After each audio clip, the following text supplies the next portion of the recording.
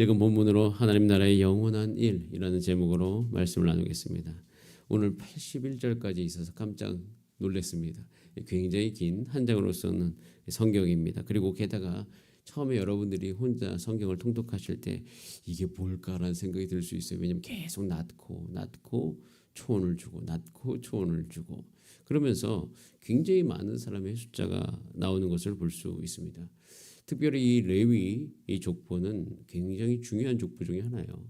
역대상에 보면 역대상은 두 가지 큰 흐름이 있습니다. 다윗 족보가 있고요. 당연히 아론 제사장 레위 족보가 있는 거예요. 이 두 가지를 강조하고 있습니다. 이 두 가지 강조를 통하여서 이 포로 생활을 마치고 온 이스라엘 백성들의 질문에 답을 하고 있어요.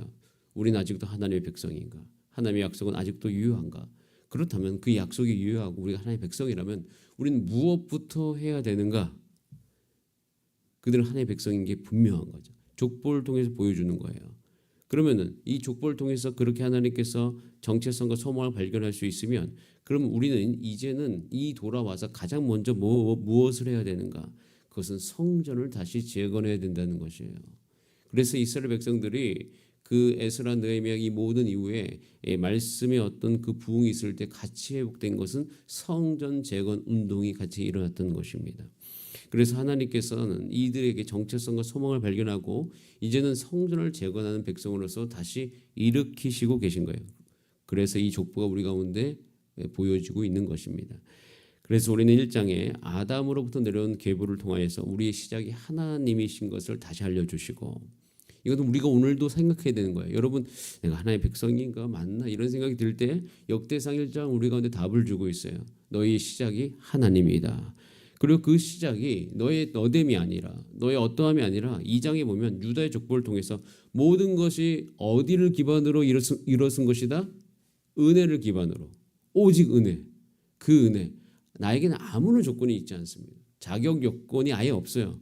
그래서 은혜로 시작되었음을 보여주고 있습니다. 그리고 게다가 은혜로 시작한 우리의 인생이 내가 잘해서 가는 것이 아니라 하나님의 약속의 언약을 지키시기 위해서 하나님께서 모든 것을 합력하여 선을 이루어 가시는 인생이 바로 우리 인생인 것이다. 그것이 이스라엘의 족보인 거잖아요. 여러분 여기까지 우리가 1, 2, 3장만 통해서 보더라도 우리는 압니다. 우리의 인생이 어디로 가고 있다는 사실을. 우리는 시작은 하나님이요. 그 모든 과정도 은혜요. 앞으로의 미래도 하나님의 열심으로 협력하여 선을 이루어 가실 거예요. 이것이 우리의 삶의 가장 중요한 것이에요. 이런 아주 세계관이 우리 가운데 강력하게 있어야 됩니다. 그래야지 여러분이 앞으로 남은 인생 가운데 사역을 하든 가정을 일구어 가든 어느 순간이든 간에 힘을 낼 수가 있는 거예요. 그렇게 되어지면 이 1, 2, 3장의 견고한 신앙이 우리 가운데 형성되어지면 4장으로 넘어가서 과감하게 기도합니다. 어떻게? 우리의 지경, 우리의 지역을 넓혀 주시옵소서. 저도 이때 기도합니다. 타고난 육체의 힘이 연약하다. 괜찮아요. 하나님께서 강하게 하신 것이 있어요. 저는 예전에 하나님 앞에 달란트 비유 묵상하면서 이렇게 기도한 적이 있습니다. 1달란트, 2달란트, 5달란트. 1달란트 받은 자는 1달란트를 숨겨두었잖아요. 제가 그때 하나님 앞에 고백했어요. 하나님 제가 받은 것이 1달란트라 할지라도 나는 이것을 남기겠습니다. 그렇게 기도한 적이 있어요. 근데 그 1달란트를 남은 자들이 나는 작다고 생각할 수 있지만 그걸 남기려고 이런 믿음 가운데 남기려고 하면 기도가 나오게 돼 있어요. 주여 나의 지경을 넓혀 주시옵소서. 내가 사람들을 품을 수 있는 내 지경을 넓혀 주시옵소서. 사람들을 더욱더 사랑할 수 있도록 내 마음을 넓혀 주시옵소서. 우리 가정의 어려운 일들을 내가 넉넉히 감당할 수 있도록 주님 나를 넓혀 주시옵소서. 이렇게 기도할 수 있어요. 우리가 가지고 있는 그런 한정적인 연약함 가운데 머물러 있는 것이 아니라 그것을 딛고 저와 여러분 다 일어설 수 있습니다. 여러분 믿음 가운데 그렇게 기도하시는 여러분의 삶이 되시기를 바랍니다. 그리고 난 다음에 이제 레위가 나오는 거예요. 어제 잠깐 우리가 또 어제 레위 나오기 전에 르우벤 이야기하면서 모든 실패 속에서도 다시 일어설 수 있다. 자, 그럼 실패 속에서 일어선 다음에 우리가 신경 써야 될 것이 무엇인가? 그것은 뭐냐면 예배라는 거예요. 그러니까 포로로 돌아온 자들이 누구를 중심으로 뭉친 공동체인 것을 알아라는 거예요. 레위인 중심으로 뭉친 공동체라는 것을 알라라고 말씀하는 거예요. 그래서 다윗, 솔로몬의 족보 외에 다른 지파 족보보다 레위인의 숫자가 엄청 많이 나오는 거예요. 이들은요, 이제 포로에서 돌아온 다음에 이 하나님의 백성으로서 정체성과 거룩함을 유지해야 되는데 그때 회복해야 될 가장 중요한 것이 예배인 것이에요. 자, 그래서 레위의 아들들이 나옵니다. 게르손, 그앗, 무라리. 자, 그런데 그 이름이 나온 다음에 자, 2절에 보면 같이 한번 읽어볼까요? 2절 시작. 그앗의 아들들은 아브람과 이스할과 헤브론과 우시엘이요. 자, 게르손, 그앗, 무라리. 자, 여기서 레위 아들들이 게르손, 그앗, 무라리 이 순서로 나왔다면 첫째가 누구라는 거예요? 게르손. 둘째가 누구예요? 그앗. 셋째가 무라리. 자, 그런데 2절은 갑자기 첫째가 사라지고 누가 먼저 나와요? 그앗부터 나오죠. 왜 그럴까요? 그앗의 아들이 아므람이죠. 자, 그다음에 아므람의 아들이 누구라고 나와 있습니까? 아론과 모세와 쭉 나오죠. 즉 그앗의 아들들의 계보가 먼저 언급된 이유는 그 계보는 대제사장 가문이기 때문이에요. 그래서 대제사장을 강조하기 위해서 그앗 자손 중에서 아론 자손의 그 계보를 먼저 이야기하고 있습니다. 즉 레위 족보 중에서 이 대제사장을 부각시킴으로 말미암아 포로기 이후에 이스라엘이 중요하게 생각해야 될 것이 무엇인지를 보여주는 거예요. 자, 그러면서 그들이 사모하는 한 장면이 오늘 나와요. 자, 49절 말씀을 읽어보겠습니다. 49절 시작. 아론과 그의 자손들은 번제단과 향단 위에 분향하며 제사를 드리며 지성소의 모든 일을 하여 하나님의 종 모세의 모든 명령대로 이스라엘 위하여서 속죄하되. 아름다운 장면이에요. 아론과 그의 자손들은 향단 위에서 분향하고 있는 거예요. 제사를 드리고 있고 지성소의 모든 일을 하고 있는데 누구의 명령대로 하고 있어요? 하나님의 종 모세의 모든 명령대로 하고 있는 이 장면이 지금 바벨론 포로기를 끝나고 나서 이스라엘 백성들 마음속에 가장 사모하는 장면인 거예요. 그리고 이야기하고 있는 이때가 우리가 가장 찬란한 때이다. 그리고 우리 광야를 걸었을 때를 기억한다. 광야를 걸었음에도 불구하고 우리는 의복해야 하지 않았으며 하나님께서 만나를 공급해 주셨고 우리 기억하길 바란다. 여호수아를 통하여서 가나안 땅을 점령했을 그때에 그리고 다윗 왕 때와 솔로몬의 그때 우리가 무엇을 하고 있었는가? 그때는 제사를 드렸던 때다. 예배 드렸던 때라는 것이에요. 그러면서 이들이 기억하는 거 우리가 다시 이 하나님 나라를 재건할 때 우리가 지금 일으켜야 될 것은 성전이요 예배요. 성전과 예배 그러니까 즉 제사가 회복되면 함께 일어나는 것이 있어요. 회개가 일어납니다. 왜냐하면 제사는 곧 죄사함의 제사가 있었기 때문에 모세에게 하나님이 모세에게 명령한 대로 제사를 드리면 당연히 그 안에 무슨 것이 포함되어 있어요? 죄를 회개함이 포함되어 있는 것이에요.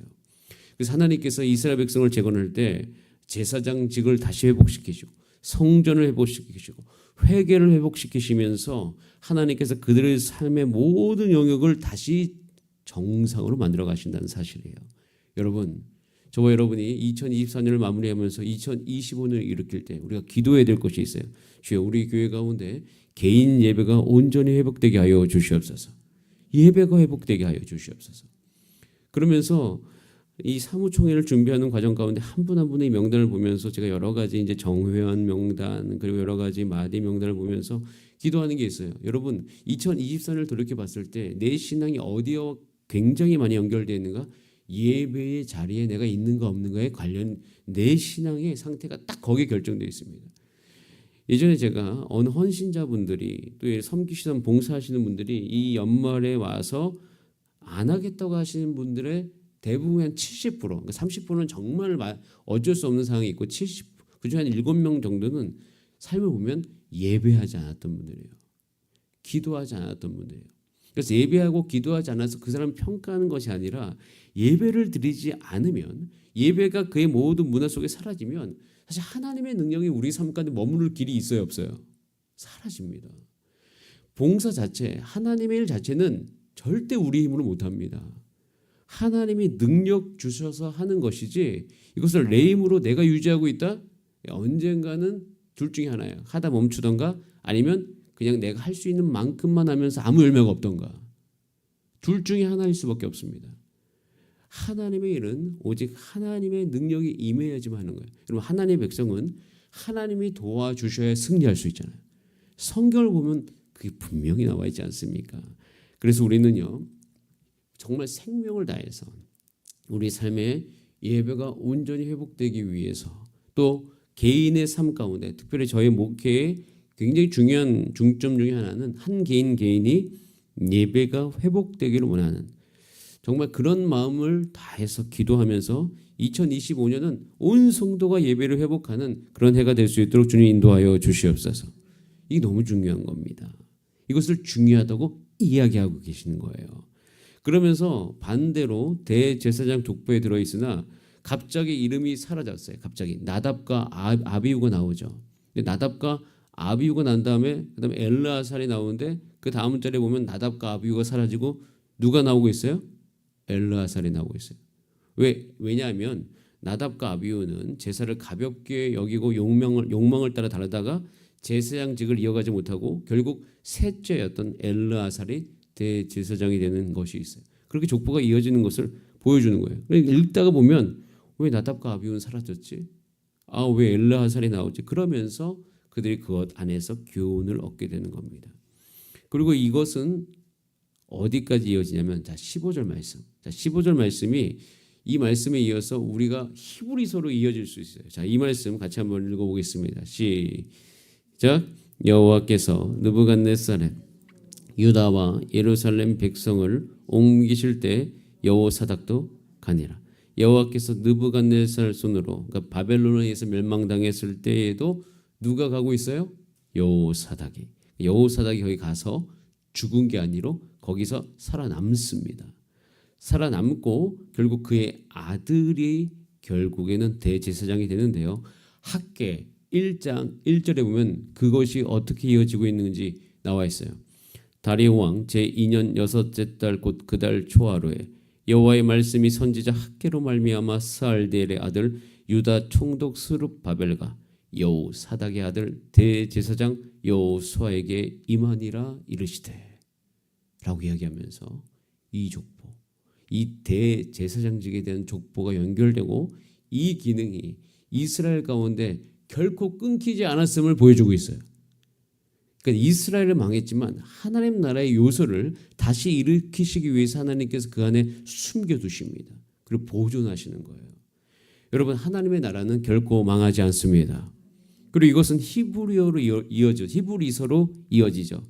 히브리서 4장 14절을 보면 그러므로 우리에게 큰 대제사장이 계시니 승천하신 이 곧 하나님의 아들 예수시라 라고 되어 있습니다. 그래서 히브리서 7장 23절 24절에 보면 아주 놀라운 말씀을 합니다. 자, 이 제사장의 족보들이 이어지죠. 그러면 지금 현재 이 시대 저와 여러분 예수님 믿고 있는데, 예수님 믿고 있고 하나님 나라에 들어와 있습니다. 그럼 우리는 대제사장이 누구예요? 그것에 대해서 히브리서에서 답을 하고 있는 거예요. 히브리서 7장 23절에 이렇게 되어 있어요. 제사장 된 그들의 수요가 많은 것은 죽음으로 말미암아 항상 있지 못함이로되 예수는 영원히 계심으로. 한번 따라해가. 그 제사장 직분도 갈리지 아니하느니라. 아니하느니라라고 되어 있습니다. 제사장 직분이 갈릴 일이 없다. 즉 우리 가운데 지금 유효하고 그것이 이어지고 있다. 그러니까 언제나 어느 순간인가 이 말씀에 의지해서 우리 이스라엘 백성들이 그 바벨론 포로 시기에 일어났던 것처럼 우리가 일어설 수 있다. 정확하게 그래서 히브리서에서 이야기해요. 지금 우리가 8장 1절에 지금 우리가 하는 말의 요점은 이런 대제사장이 우리에게 있다는 것이라. 저와 여러분에게 그 대제사장 직분을 하시는 예수 그리스도가 있음을 기억하시기 바랍니다. 하나님께서 이렇게 열정적으로 그 일을 행하시는 이유 곰곰이 생각해 보면 우리 안에 열정이 일어납니다. 그럼 내가 이렇게 해야 될 것이 있구나. 모든 예배이구나. 주여, 우리 교회 안에 새벽 기도회, 수요 예배, 주일 예배, 개인 예배와 경건회, 각 개인의 모든 예배의 중요함이 다시 우리 가운데 깊이 와닿게 하여 주시고, 하나님이 바벨론의 시기에서 이스라엘 백성을 일으키셨듯이 이 시기에도 예배를 일으켜 주셔서 우리가 온전히 하나님을 만나고 하나님을 예배하는 일들이 일어나게 하여 주시옵소서. 특별히 다음 세대 영유아부 예배, 어린이 예배, 청소년 예배, 그리고 주일 예배, 그러니까 이 예배가 온전하게 드려질 수 있도록 부족한 모든 것들도 다 온전해지게 하시고 개인의 예배도 온전해지게 하여 주시옵소서. 이런 영원한 일이 저와 여러분 가운데 온전히 회복되기 위해서 함께 기도하는 이 새벽이 되시기를 소원합니다. 함께 기도하시겠습니다. 이 시간 기도할 때 하나님께서 이렇게 긴 족보를 우리 가운데 보여주시는 것은 이것이 얼마나 중요한지를 다시 깨우쳐라, 생각해라 라고 말씀하시는 겁니다. 그래서 그 마음을 잘 받아서 우리 이 새벽에 기도합니다. 하나님, 나의 예배를 온전하게 붙들어 주시고 내가 하나님을 날마다 만나게 하여 주시고 또한 우리 모든 영유아부 예배도 하나님 온전해질 수 있도록 하나님 그 필요한 거 다 공급해 주시고 다 공급해 주세요. 하나님 모든 정서적인 거, 교사, 그 다음에 기능적인 거, 기계들, 아버지 그 모든 것들, 어린이 무소 예배도 마찬가지입니다.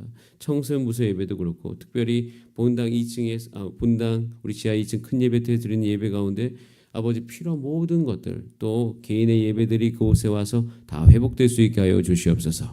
자, 주여 한번 부르신 다음에 합심으로 기도하시겠습니다. 주여